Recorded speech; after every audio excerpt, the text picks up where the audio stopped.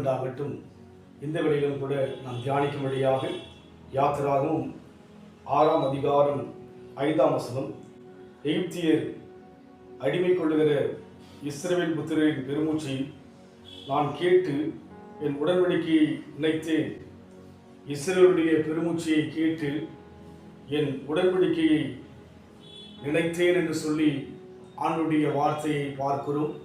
மோசேயிடத்தில் தேவன் பேசுகிற ஒரு வார்த்தை.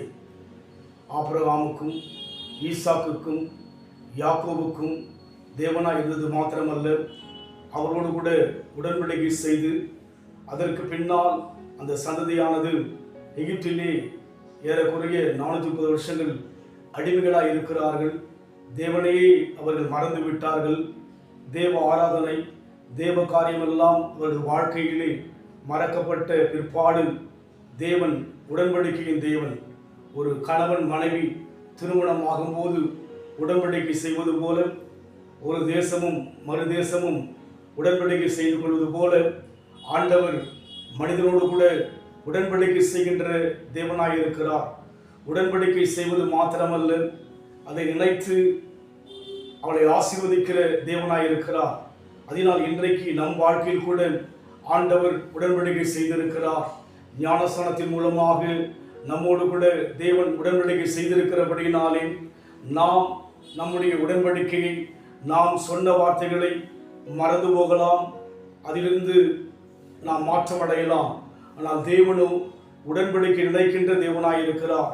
இஸ்ரவேல் ஜனங்கள் தேவனையே மறந்து தேவனை யோசிக்காதபடிக்கு தங்கள் தோல்விகளை, ஒடுக்கத்தை, வேதனையை சிரித்து கொண்டு விரக்தியின் உச்சத்தில் இருக்கும்போது ஆண்டவர் ஆபிரகாமோடு செய்த உடன்படிக்கை நினைத்து அந்த ஜனங்களை விடுவிக்கும்படியாக மோசேயை தெரிந்து கொண்டார். அதனால் ஒன்றை விளக்கமாக நாம் அறிந்து கொள்ள வேண்டும். நம் தேவன் நம்மிடத்தில் என்ன சொன்னாரோ, உடன்படிக்கை செய்தாரோ, அதை நினைக்கின்ற தேவனாக, நிறைவேற்றுகிற தேவனாக இருக்கிறபடியினாலே நாம் தேவ சமூகத்தை நோக்கி பார்க்கும்போது குழப்பம் அடையாதபடிக்கு தெளிவாய் இருப்போம். கர்த்தர் நினைத்திருக்கிறார் நம்மை ஆசீர்வதிக்கும்படியாக.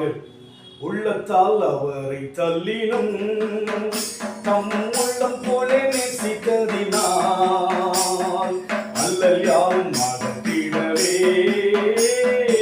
ஆதிதேவன் பலியானாரே.